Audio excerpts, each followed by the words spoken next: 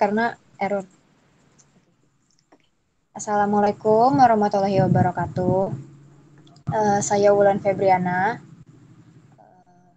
akan mempresentasikan mengenai penyuluhan anti korupsi. Oke. Jadi pertama saya akan membahas contoh-contoh dari berbagai usaha untuk mencegah dan menentang korupsi itu sendiri.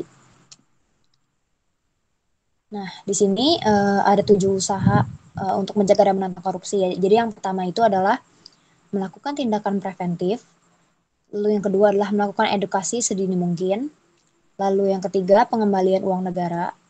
Yang keempat, melakukan pengawasan melekat. Yang kelima, mensosialisasikan penyuluhan anti korupsi.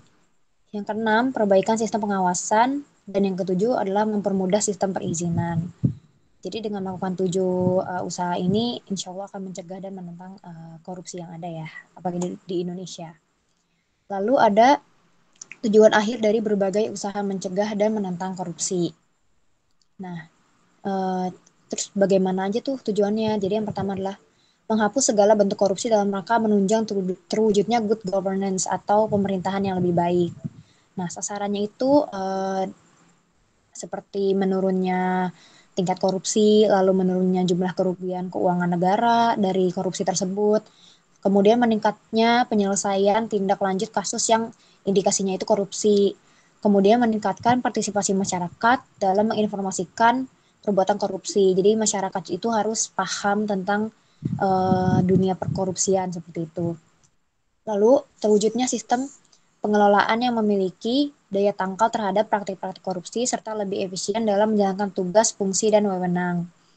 Dan yang terakhir adalah meningkatkan efektivitas sistem pengendalian manajemen. Jadi untuk mengendalikan manajemen itu harus efektif ya. Jadi semuanya harus mencapai targetnya dengan baik itu. Kemudian indikator keberhasilan pemberantasan korupsi, indikatornya itu kayak gimana aja sih? Jadi yang pertama, menurunnya persentase tindak pidana korupsi dari suatu negara itu meningkat atau tidak gitu. Kemudian kepercayaan publik terhadap pemerintah menguat. Kalau misalnya pemerintahnya itu dianggap tidak di pihak publik atau masyarakat, maka dicurigai itu jangan-jangan ada korupsi gitu. Kemudian pengembalian uang negara meningkat. Dan yang terakhir, sistem pengawasan melekat pada instansi efektivitasnya meningkat. Efektivitas. Oke. Kemudian di sini ada beberapa negara dengan